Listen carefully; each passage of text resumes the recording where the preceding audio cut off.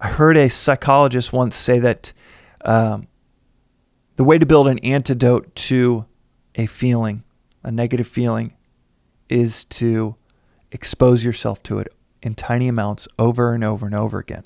It's called exposure therapy. And the way that he phrased it was, eat a bit of poison every day. And if you eat a bit of poison every day, you ultimately become immune to that poison. And, metaphorically speaking. And expose yourself to a little bit of this thing that you hate more and more every day. And the more that you expose yourself to it, the more immune you become to it in the long term.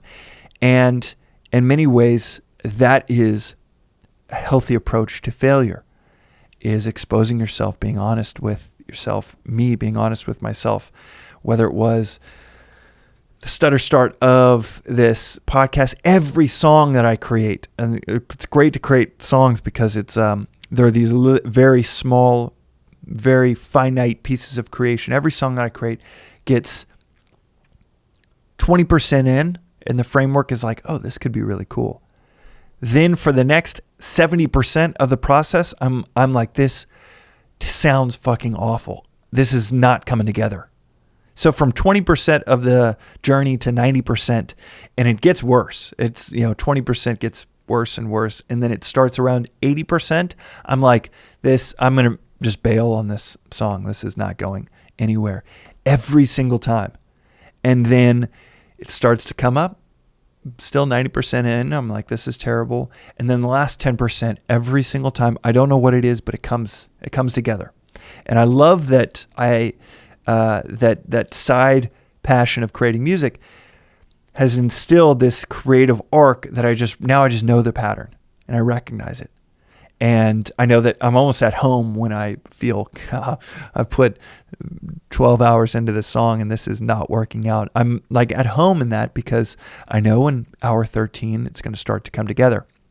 My wife was the one she's an artist. She's probably painted 1,000 paintings, and she's the one that actually told me that narrative arc in the first place.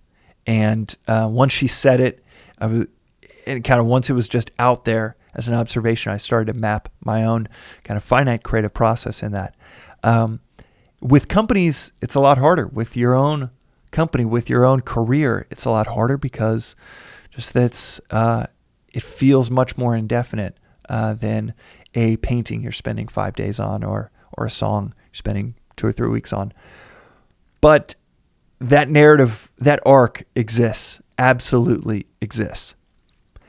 And the more that you expose yourself to that arc, the more paintings the more you're okay with feeling that way.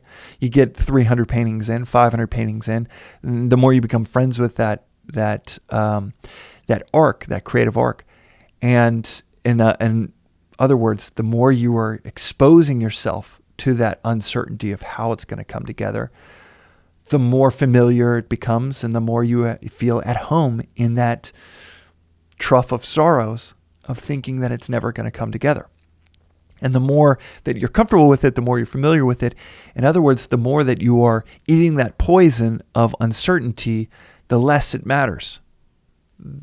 I don't even think about that trough anymore. Maybe every once in a while, just for the sake of the fact that I have a podcast around this topic. But for the most part, I'm just like, okay, yeah, this is, I almost know this is about the point in time it's going to turn around and get better.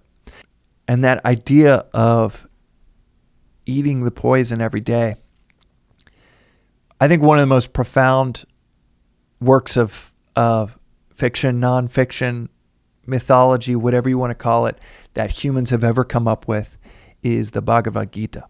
And the Bhagavad Gita it's a Indian mythology. It's an 800-line poem, 800-verse poem. You can read it in like 30 minutes.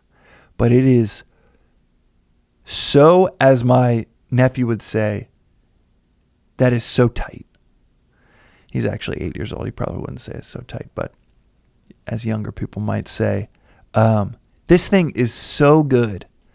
So, and it's like anything ancient. It's, unless it's presented in the right way, you just toss it aside. It's like the Bhagavad Gita is what the dudes in the orange robes have been handing out at airports for 50 years. But there's a reason it's lasted 2,500 years. And anything that lasts that long is worth taking a look at. It is, it's a poem, and the character arc is so brilliant, and it's basically a warrior prince having a conversation with his charioteer right smack dab in the middle of a battle that's about to happen. They're literally sitting, just in terms of where the story is set. It's dialogue of a warrior and his charioteer right in the middle of a battle. The epic battle. The middle of the most epic of epic battles of a civil war that has been raging for hundreds of years. And this is the absolute, almost like geometric center of all of the conflict that has been happening for centuries. And they're having a conversation. And chapter 18 has, I think, within this extremely profound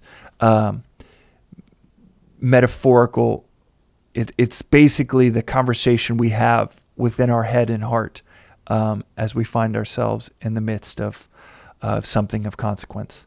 And it is that internal dialogue that we have manifested in a poem between a charioteer and a warrior. And this is starting with oral tradition, probably refined over hundreds of years before we got to this version. And it is just like I said, out of all of the literary works of any saint, sage, or author, this thing is it. And even if you just read it as a metaphorical fiction, which I read it as, it is, it's a brilliant, it's like one of the first works of psychology. And within it, chapter 18 has, I think perhaps maybe the most profound concept, that most profound observation that humans have ever come up with. And again, this is at least 2,500 years old, maybe older. And the observation in chapter 18 is, what is bitter in the beginning is sweet in the end. And what is sweet in the beginning is bitter in the end. And some translations have it as, what is poison in the beginning is sweet in the end. So much of my 20s, so much of my life, so much of my freaking Tuesday is, how do I have these sweet experiences, these pleasurable experiences? How do I avoid discomfort? How do I avoid poison? But in avoiding it, and being, for me, because I don't want to preach at anyone, but in my experience, my first decade of my career was avoiding failure at all costs. In other words, I was so attached to success being the outward appearance in every possible way, that everything I was doing was just, this is pleasurable, this is sweet, this is comfortable, and choosing comfort over reality, over growth, over bitterness, over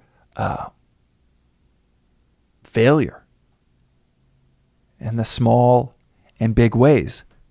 And then what is so just mind-blowingly ironic is the whole decade was dominated by failure. Nothing succeeded in a sustainable way. Everything humans create, well, except for something like the Gita or a handful of other ancient works, everything has an arc that goes up and down and fails. And that's fine. I love how Jeff Bezos even talks about how Amazon will fail one day. He's just open about it.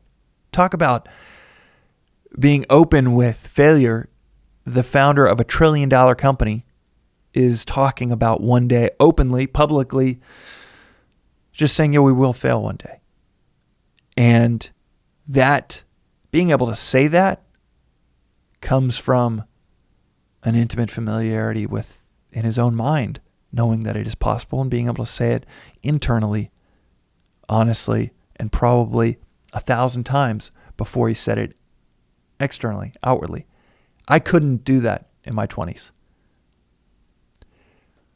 I tried to shield out the poison, the bitterness, the failure, that then it just ended up, what we are attached to, we lose. I was so attached to success and the signs of success and gripped on it, clung to it, and all of the signs of it, that it warped my whole world to where any bit of failure that would enter the equation, I would just push it out.